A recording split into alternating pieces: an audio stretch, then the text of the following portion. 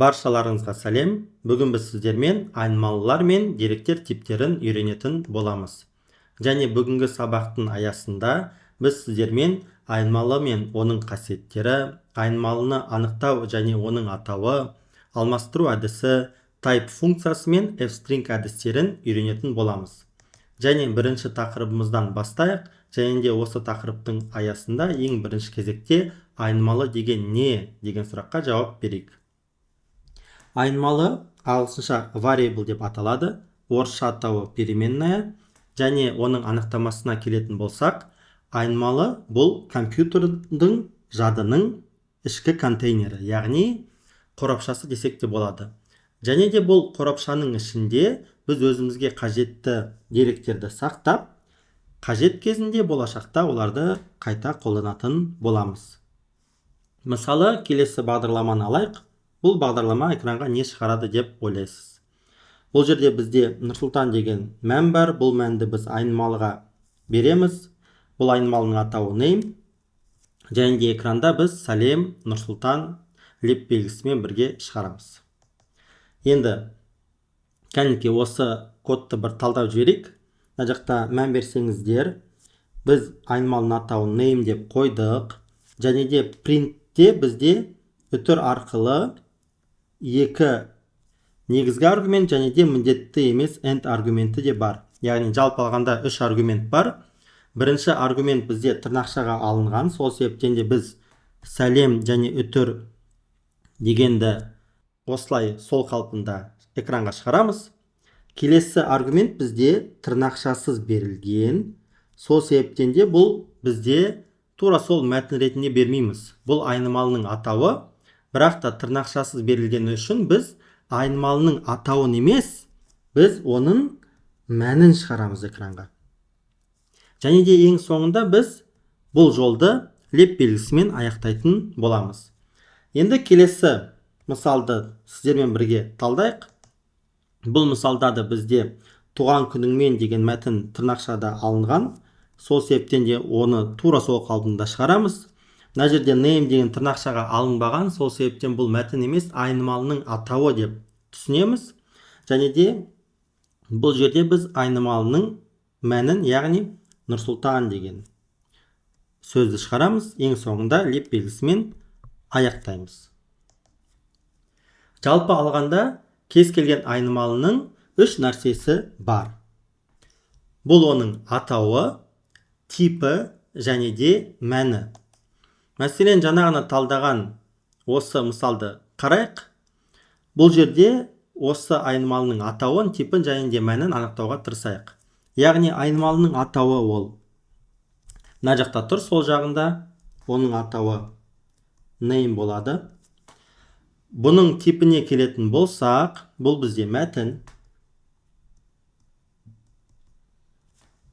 Ал оның мәні Нұрсұлтан деген адамның есімі. Және де мәтін болғандықтан біз оны тырнақшаға аламыз. Ал енді тексеріп көрейік. Мына жерде көріп тұрғаныңыздай name деп айнымалының атауын дұрыс таптық. Нұрсұлтан деп айнымалының мәнін дұрыс таптық. Ал айнымалының типіне келетін болсақ, біз бұны мәтін дедік, ал бірақ та дұрыс жауабы str екен. Неге? Себебі бірінші кезекте str дегеніміз бұл string сөзінің қысқартылған формасы. Оның мағынасы жол, балама мағынасы мәтін деген сөз. Ал орысша атауы строка. Енді өте маңызды ақпарат, яғни кез келген мәтін әрдайым тырнақшаның ішінде болуға тиіс. Және де біз қазір сіздермен айнымалылардың басқа да типтерін өтетін боламыз. Және де тағы да екінші маңызды ақпарат, біз тырнақшаларды тек қана str типі үшін ғана қолданады екенбіз. Яғни str деген бұл бізде мәтін, және де мәтін дегеніміз ол бізде символдар тізімі. Қандай символдар тізімі? Әріптер, сандар, тыныс белгілері немесе пробелдар. Одан бөлек осы string айнымалының ішіне біз ештеңе қоймасақ та болады. Яғни мына жақта екі қос тырнақша немесе екі жалғыз тырнақша. Ішінде көріп тұрғаныңызда ештеңе жоқ, арасында ешқандай таңба жоқ, яғни бос. Демек, бізде бос стринг, яғни бос жолды бола алады екен. Одан бөлек жаңағыны айтқандай, бізде кез келген мәтін міндетті түрде тырнақшаға алынады. Мысалдарға келетін болсақ, ол бізде бірінші сабақта өткен Hello World, одан бөлек мысалы ABC деген символдар тізбегі, және де қызықты факт, мына жерде бізде 123 деген сан тырнақшаның ішінде алынса, бұл санды компьютер сан емес мәтін ретінде қабылдайды. Неге? Өйткені тырнақшаға алынған. Немесе былай да болуы мүмкін, немесе боста болуы мүмкін. Енді келесі мысалға келейік. Бұл жерде бізде H деген айнымалы бар, яғни атауы H. Оның мәні 33. Және де бұл бізде сан. Қандай сан? Бүтін сан. Тексеріп көрейік. H деген атау дұрыс. Мәні 33 дұрыс. Және де бұл бізде сан болғандықтан біз бұны ешқашанда тырнақшаға алмаймыз. Және де бүтін санды өзіміз көріп отырғандай компьютер int деп қабылдайды екен. Int деген ол интижердің қысқартылған формасы, қазақшасы бүтін сан, орысшасы целое число. Яғни тағы да айта кететін жайт, біз осы сандарды қолданып көптеген есептерді шығаратын боламыз. Келесі мысал, бұл бізде бүтін емес бөлшек сан. Бұл айнымалының атауы km, мәні 5,145. Типына келетін болсақ, бұл бізде бөлшек сан. Кәне тексеріп көрейік. Дұрыс, айнымалының атауы km, мәні 5,145. Және де назар аударсаңыздар, біз бөлшек сандармен жұмыс істеген кезде міндетті түрде тырнақшаны қолданбаймыз, және де міндетті түрде бір нүкте болуы шарт. Және де бұл сандарды біз компьютерда float деп атайды екенбіз. Float дегеніміз ол бізде нақты сандар, немесе вещественные числа деп аталады.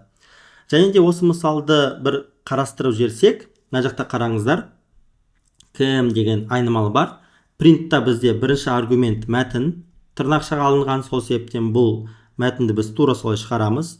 Одан кейін бізде тырнақшасы жоқ жазу, демек бұл айнымалы. Сол себептен де бұл жерде біз айнымалының мәнін береміз, 5,145 деп.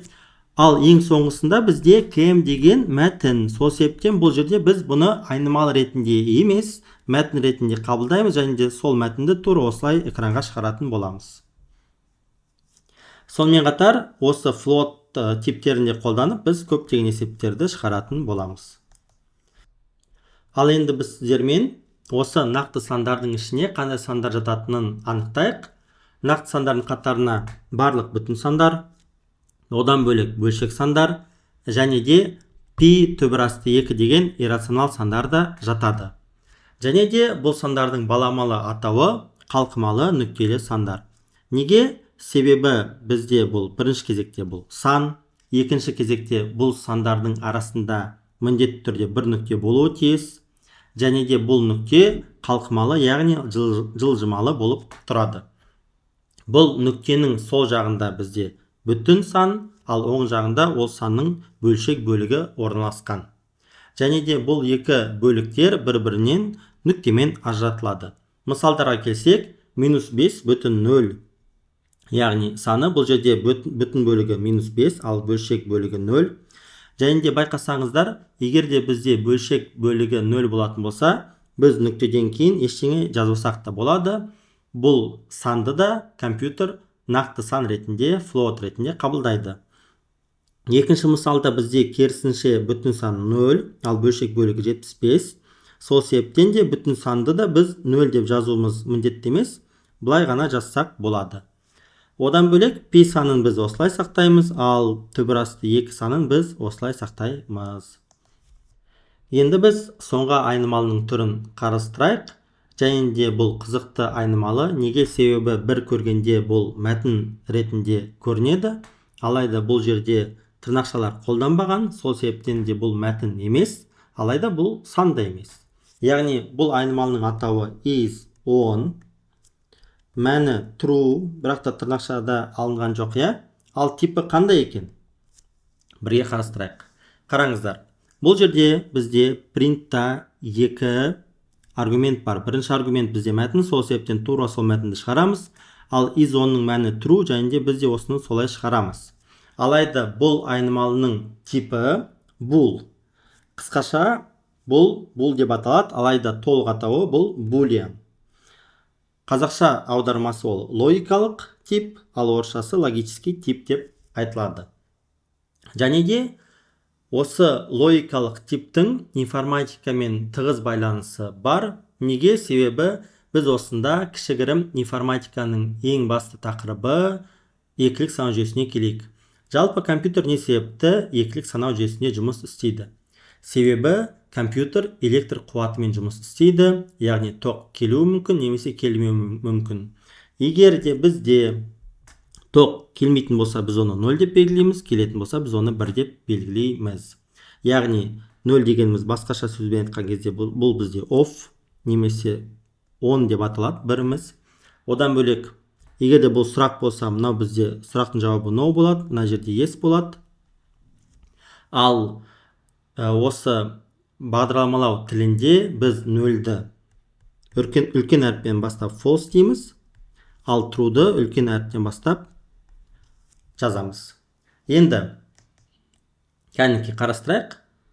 0 дегеніміз басқаша былай жазамыз, немесе no. Алайда бағдарламалау тілінде біз бұны false деп бас әріптен бастап қалған әріптерді кіші әріптермен жазамыз. Яғни осылай. Келесі бізде біріміз ол бізде on, немесе yes. Және де бағдарламалау тілінің контекстінде бұл бізде true деп аталады. Бұл жерде де бас әріп бізде t осылай басталады, ал қалған әріптер бізде кіші болып табылады. Келесі кезекте біз сіздермен осы айнымалыларды компьютерге қалай анықтап, қалай түсіндіретімізді және оларға қалай мән беретімізді үйренейік. Яғни бұл слайдта сіздердің көздеріңіз мынау тең белгісінен түсіп тұр, алайда бағдарламалау контекстінде бұл тең белгісі емес, бұл бізде меншіктеу операторы деп аталады. Яғни біз кез келген айнымалыны бірінші түсіндіріп тұрсақ, яғни анықтап тұрсақ, немесе бұл айнымалы бағдарламамызда бар, және де біз оның мәнін өзгерткіміз келсе, яғни жаңартқымыз келсе, біз осы меншіктеу операторын қолданамыз. Және де меншіктеу операторының оң жағында бізде осы айнымалының мәні және де сонымен қатар типі де болады. Яғни бірінші кезекте осы бағдарламалық кодта меншіктеу операторын көрген кезде бағдарлама ең бірінші кезекте оң жақ бөлікті орындайды, және де бұл бөлікте осы шыққан мәнді табады, және де осы мәнге байланысты автоматты түрде айнымалының типін де анықтайтын болады. Мәселен, мына жерде қараңыздар.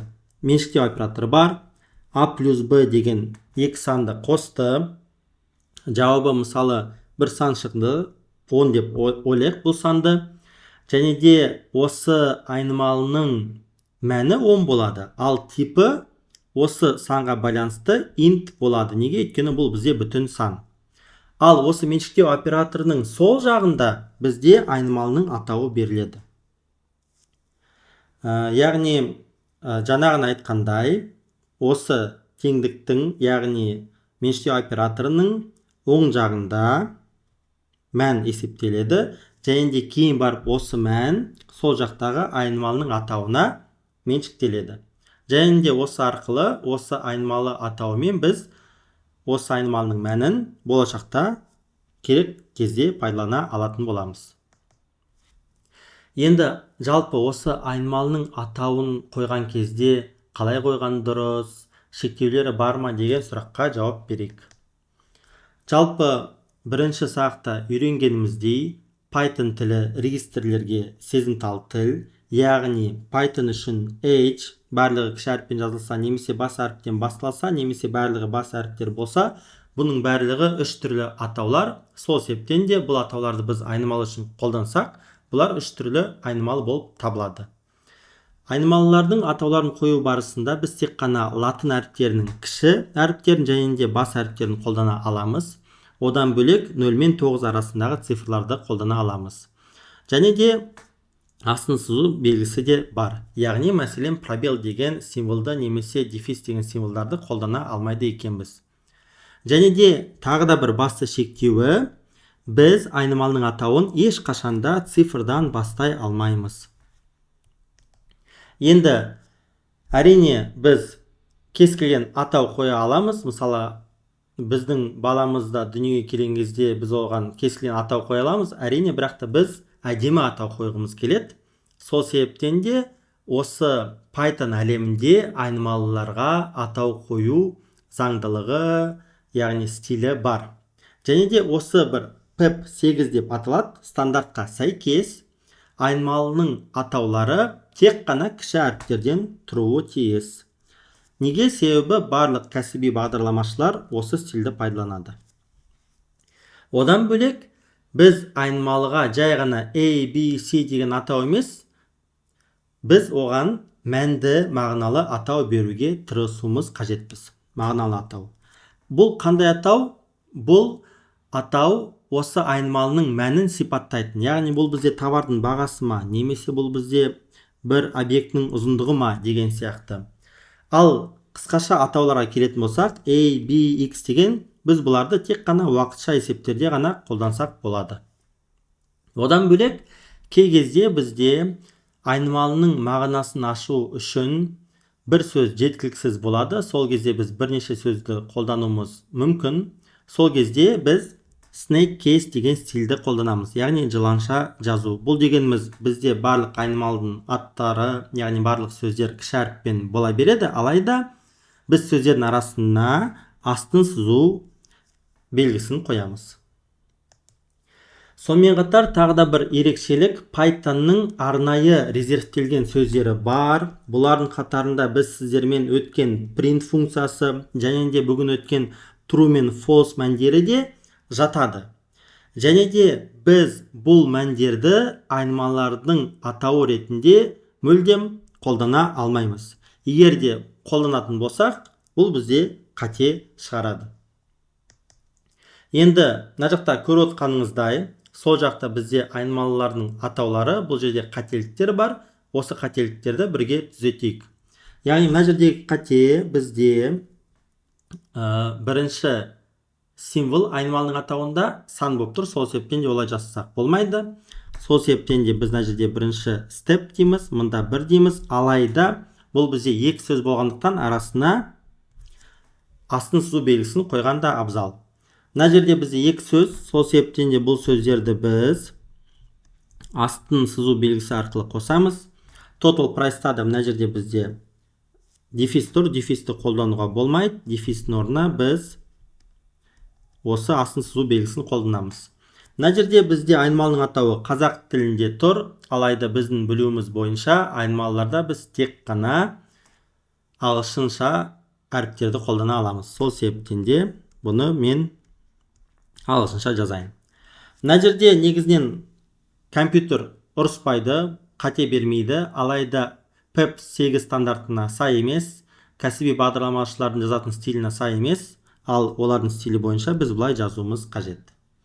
Тексеріп шығайық. Яғни осылай бір мысалдарды сіздермен шештік, осы тақырыпты бекіттік деген ойдамын. Енді біздің алғашқы мысалымызды шешейік. Бізде A берілген 12345 және де B берілген 54321. Бізге олардың қосындыларын тауып экранға шығару қажет. Яғни бізде A берілген, бұл бізде 12345 және де B берілген, бұл бізде 54321. Бізге экранға осылардың қосындысын шығару қажет. Яғни бұл жерде біз сандармен жұмыс жасағанымыз үшін тырнақшаны мүлдем қолданбаймыз. Нәтижені экранға қарайық. Бізде 66666 деген нәтиже шығып тұр. Мысалмен салыстырсақ, тура осылай болып тұр. Ал енді келесі кезекте біз сіздермен осы сандарды бір-біріне көбейтейік. Бұл бізде оңай. Ол үшін біз А мен Б-ның арасындағы қосу белгісін көбейту операциясымен ауыстырамыз. Және нәтижесі экранда 67 деп басталады, 45 деп бітеді. Тексерейік, дұрыс па? Дұрыс. Яғни бұл нәтижеге жету үшін біз не істедік? Айнымалыларды қолдандық. А мен Б деген айнымалыны қолдандық. Енді жалпы айнымалы деген сөз құбылмалы деген сөзбен синонимдес. Яғни біз сіздермен айнымалы, құбылмалы Python әлемінде бағдарлама жасаймыз. Неге? Себебі аты айтып тұр, айнымалы деген сөз, ол мәндері өзгеріп тұру мүмкін деген сөз. Неге мәндері өзгеріп тұрады? Себебі бір атау, яғни бір айнымалы тек қана бір ғана мәнді есте сақтай алады. Мәселен, бізде А 5-ке тең болып тұрды. Мына жерде, мінекей А дейік, 5-ке тең болып тұрды. Кейін екінші жолда бізде А 10-ға теңесіп кетті. Яғни алдындағы 5-ті ол ұмытып кетеді. Тек қана 10 деген сан есіне қалады. Және де біз экранға осы А-ның мәнін шығарған кезде бізде 10 деп шығады. Мына жерде бізде келесі мысал. Бастапқы мәні мәтін C++ деген. Одан кейін екінші жолда біз қайтадан жаңа мән меншіктейміз. Алдындағы мән өшіріледі, жаңа мән жазылады. Экранға біз осы айнымалының мәнін шығарған кезде біз тек қана соңғы ғана мәнді есімізде сақтаймыз. Сол себептен де экранға шығатын жазу Python деп болады. Енді шығарғанымызды тексеріп көрейік. Дұрыс па екен? Бірінші мысал дұрыс, екіншісі де дұрыс. Тағы да айта кететін жайт, айнымалылардың мәнін біз қалағанымызша қолдана аламыз. Біз оларды математикалық амалдар жасау үшін де және де мәнін басқа айнымалыға меншіктеу үшін де қолдана аламыз. Мына жерді қарастырайық. Бізде А айнымалысы бар, оның мәні 5, кейін Б айнымалысы бар. Мына жерде меншіктеу операторы. Мен сіздерге айтқан едім, меншіктеу операторын көрген кезде бағдарлама ең бірінші кезекте оң жақ бөлікті орындайды. Оң жақ бөлігінде бізде А бар, А-ның қазіргі мәні 5, 5 қосу 3 бізде 8, яғни бұның мәні кейін осы 8 деген мәнді Б-ға меншіктейді. Кейін экранға Б-ның мәнін шығарған кезде бізде 8 деген нәтиже шығады. Мінекей өздеріңіз көріп отқаныңыздай дұрыс. Енді соңғы мысалды қарастырайық. Қызықты мысал. Бірінші жолда біз А-ның мәніне 5 деген мәнді меншіктейміз. Кейін екінші жолда біз Python деген сөзді А-ның мәніне қайта меншіктейміз. Яғни осы Python деген мәнді жазу үшін алдындағы мәнді ол өшіріп тастауы қажет. Және де бұл жерде біз экранға не шығады? Python деп шығады. Бірақ та назар аударсаңыздар, бұл жерде айнымалының бастапқы мәні 5 болды, ал оның бастапқы типі int болды, яғни бүтін сан. Ал соңында ол мәтінге өзгере келді. Демек, біз меншіктеу операторын қолдаған кезде тек қана айнымалының мәнін емес, сонымен қатар типін де өзгерте аламыз. Бұл Python бағдарламасының ерекшелігі болып табылады. Мінекей өздеріңіз нәтижесін көріп отырсыздар экранда. Енді сіздермен келесі қызықты мысалды және де тақырыпты талқылайық. Бұл бізде алмастыру, яғни ағылшыншасы swap әдісі деп аталады. Мәселен, бізде тура осы екі айнымалы бар. Алайда біз экранға print A, B деп шығарған кезде біз экранға бірінші A-ның мәні B-ға өзгеру керек, ал B-ның мәні A-ға өзгеру керек. Яғни бұл айнымалылардың мәндері бір-бірімен өзгеруі тиіс. Осындай бағдарлама жазуға тырысайық сіздермен. Яғни бұл тапсырманы біз осылай түсінсек болады. Бізде А-ның мәні 5 деп беріледі, B-ның мәні 10 деп беріледі. Соңында біз әуелі А-ны кейін B-ны шығарған кезде бұлардың мәндері ауысады. Яғни бұл мысалға мен күнделікті өмірдегі мысалмен балама келтірейін. Мәселен, бізде бір стакан бар. А стакан деп атайық. Бұл жерде алма шырыны болсын. Кейін бізде Б стаканы бар. Атауы бұл жерде бізде апельсин шырыны болсын. Енді біз не істегіміз келеді? Біз осы апельсин мен алма шырындарын бір-бірімен ауыстырғымыз келеді. Яғни А стаканында апельсин, а Б стаканында алма шырыны болғанын қалап тұрмыз. Ол үшін бізге не керек? Дұрыс, бізге уақытша бос стакан қажет. Яғни бізге осы бағдарламалау контекстінде үшінші айнымалы қажет. Яғни бұл айнымалыны біз C деп атайық. Енді қараңыздар. Біз не істегіміз келіп тұр? Қазір мыналарды өшіріп тастаймын мен. Бірінші кезекте біз бірінші стакандағы шырынды біздің бос стаканымызға құйғымыз келіп тұр. Бос стаканымыздың мәнін біз толтырғымыз келіп тұр. Немен? Алманың шырынымен. Толтырдық, жарайды. Кейін бізде мына стакан босады, иә? Бұл стаканды біз не істегіміз келеді? Бұл стаканды біз апельсин шырынымен, яғни Б стаканда тұрған шырынмен толтырғымыз келеді. Кейін бізде қай стакан босады? Бізде екінші стакан босады. Б стаканына біз қайтадан не құйғымыз келеді? Осы уақытша стакандағы алма шырынын құйғымыз келеді. Нәтижесінде бізде А стаканында не пайда болды? Апельсин шырыны, ал Б стаканында алма шырыны пайда болды. Алайда бұл мысалдың бағдарламалауымен қандай айырмашылығы бар? Мына жерде біз бірінші стакандағы шырынды екінші стаканға құйған кезде бізде бірінші стакан босап қалады шынайы өмірде. Алайда бағдарламалауда олай емес. Яғни, мысал бізде А тең 5, Б тең 10, кейін С тең А тең Б, мынау кодты көшіріп жатырмын, Б тең С, және соңында мына жақтағы print AB деген код болсын. Бұл код не істейміз? Әрбір жолды бөлек-бөлек оқып шығамыз. Мына жерде қарастырайық, қараңыздар. Бірінші жолда бізде А айнымалысы бар. Оның мәні бізде 5-ке тең. Екінші жолда бізде Б айнымалысы бар. Оның мәні бізде 10-ға тең. Кейін бізде С айнымалысы пайда болды. Оның мәні бізде неге тең? А-ға тең. Яғни біз А-дағы мәнді осы С-ға меншіктейміз. А-да бізде 5 бар, С-ға да 5 береміз. Көрдіңіздер ма? Шынайы өмірде бізде А-ның шырынын С стаканына құйған кезде бізде бірінші стакан босап қалды. Ал бағдарламалауда олай емес. Мына жерде де 5, мына жерде де 5 қалды. Кейін мына жолда мен не істеп тұрмын? Осы жолды шығару үшін мен әуелі мынау меншіктеу операторын оң жағын шығарып аламын. Б-ның соңғы мәні менде 10. Онды не істеймін? А-ға меншіктеймін. Яғни мынау А-ны өшіремде, мұнда 10 деймін. Жарайды. Кейін келесі жолда менде С-ның мәнін анықтаймын. Ол бізде 5. Және де бұл мәнді мен не істеймін? Б мәніне меншіктеймін. Осылайша бізде А-ның мәнін шығарған кезде 10 шығады бірінші, және де Б-ның мәнін шығарған кезде 5 шығады. Ал бізде үшінші стаканымызда, айнымалымызда С атты бұл стаканымыз бос қалған жоқ. Бағдарламалауда бұл стаканның ішінде 5 деген сан қалды. Осылай, яғни күнделікті өмір мен бағдарламаладағы кішкене өзгерістерді осылай түсіндіруге тырыстым. Бұл әдісті біз уақытша айнымалыны қолдану дейміз. Яғни кодқа назар аударсаңыздар, тура осы код, алайда айнымалының атауы ғана өзгеше. Біз С айнымалысының орнына temp деген айнымалы қолдандық. Неге? Себебі temp деген ағылшынша temporary деген, яғни уақытша деген сөздің қысқартылған түрі. Алайда сіздер осы temp деген айнымалыны да немесе C деген айнымалыны да қолдансаңыздар болады, ешқандай өзгеріс болмайды. Код тура осылай орындалады.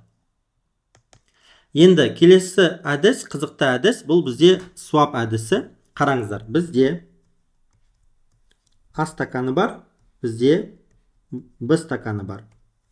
Және де шынайы өмірде біз мысалы жонглировать етіп, екі стакандағы шырынды ауаға лақтырып, оларды жаңағы ауадағы кезінде стакандарды бір-бірімен орындарымен ауыстырып, сөйтіп өзгерте алмаймыз, иә? Жонглирование жасай алмаймыз шынайы өмірде. Алайда бағдарламалау тілінде бұлай жасауға болады.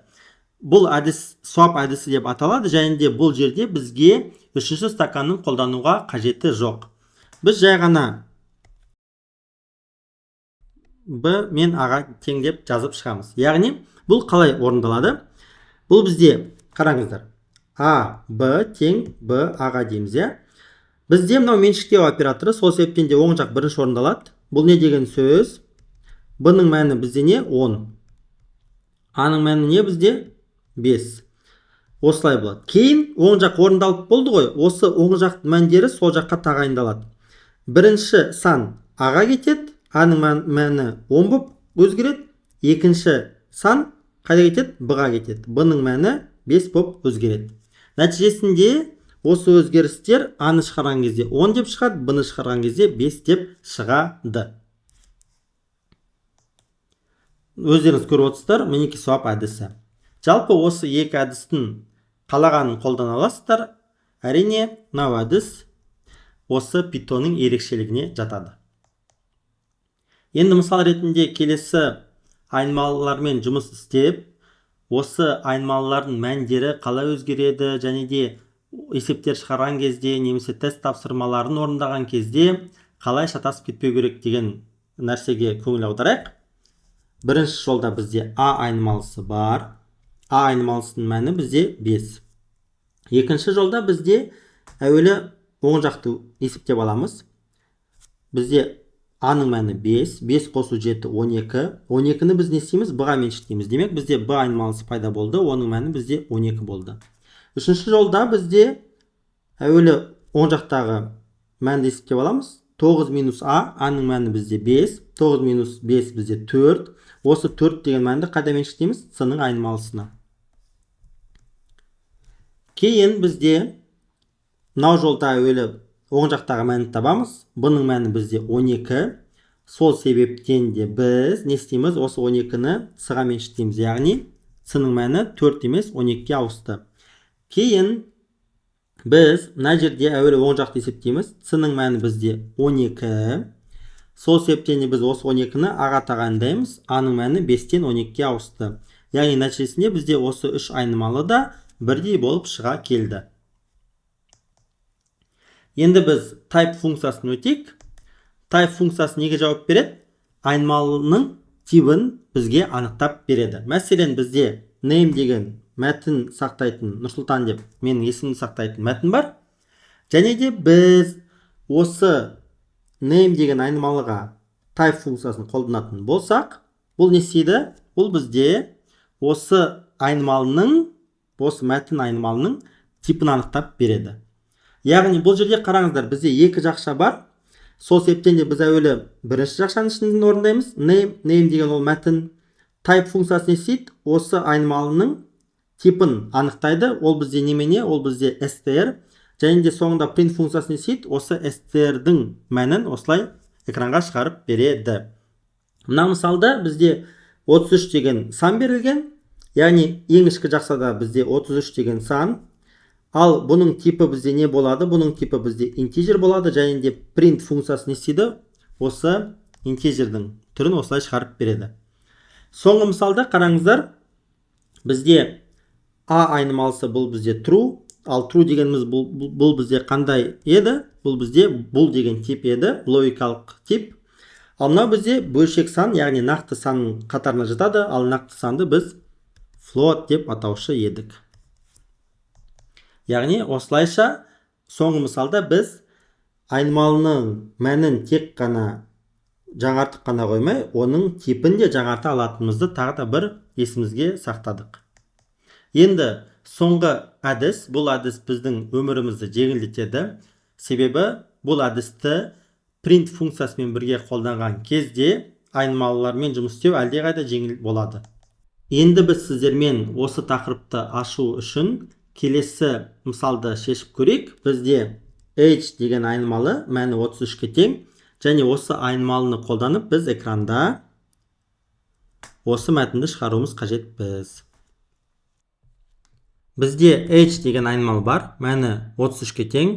Және де мен қандай мәтін экранға шығарғым келіп тұр? Келесі жылы мен тексерейік кәнекей. Кейін мен 34 деген санды шығарғым келеді, иә? Яғни h плюс 1 деймін. Тексеріп көрейік. Сосын мен мұнда боламын және нүктесін қоямын. Нәтижесінде келесі жылы мен 34-те боламын деп шығып тұр. Енді осыны біз әлдеқайда жеңіл жаза аламыз. Ол үшін біз не істейміз? Ол үшін мен мына жерде бар болғаны мына тырнақшалардың орнына, осы аргументтердің орнына былай аламын, фигурны жақшаға аламын. Менің айнымалымды, математикалық амалымды, және де осы мәтіннің алдына мен f деген әріпті қоямын. Осылайша біздің кодымыз бір саты ақылды болады. Неге? Өйткені f әдісін біз осылай қолданған кезде біз тырнақшаның ішіне, яғни мәтіннің ішіне айнымалыларды және математикалық амалдарды қолдана алатын боламыз. Осындай бір қызықты әдіс. Назар аударсаңыздар, бірінші шешімде біз print функциясының бірнеше аргументтерін қолдандық.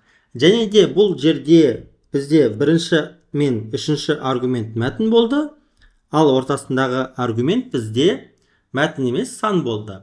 Демек, біз print функциясының аргументтер ретінде әртүрлі типтерді бере аламыз. Арасында, яғни түрмен аргументтермен ажыратып жазу қажет. Бұл бірінші шешім болды. Ал екінші шешімге келетін болсақ, бұл бізде f-string әдісі мәтін мен айнымалыларды бір-бірімен біріктірудің ең заманауи, жылдам әрі түсінікті оңай жолы. Яғни ең күшті әдіс осы. Айнымалылармен біз жұмыс істеп, мәтінмен екеуін біріктіргіміз келсе, бұл жерде бізде мәтін бар. Мәтіннің алдында біз f деген символ қойдық. Және де бұл мәтіннің ішіне егер де біз айнымалыларды немесе математикалық амалдарды қолданғымыз келсе, біз фигуралық жақшаның ішіне осы бізге қажетті дүниені қоямыз. Осылайша тура осы нәтижеге біз екінші жолмен де f-string әдісімен жеттік. Яғни бүгінгі тақырыпты, сабақты қорытындылайтын болсақ, біз бүгін айнымалының не екенін үйрендік, оның қандай үш нәрседен тұратынын үйрендік. Айнымалыны қалай біз анықтаймыз, қалай мәнін жаңартамыз, одан бөлек қалай атау беру қажет. Сонымен қатар алмастыру әдісін, type функциясының қасиеттерін және де f-string әдісін сіздермен үйренген болатынбыз. Біздің кезекті сабағымыз сіздерге қызықты болды деген ойдамын. Келесі сабақта кездескенше.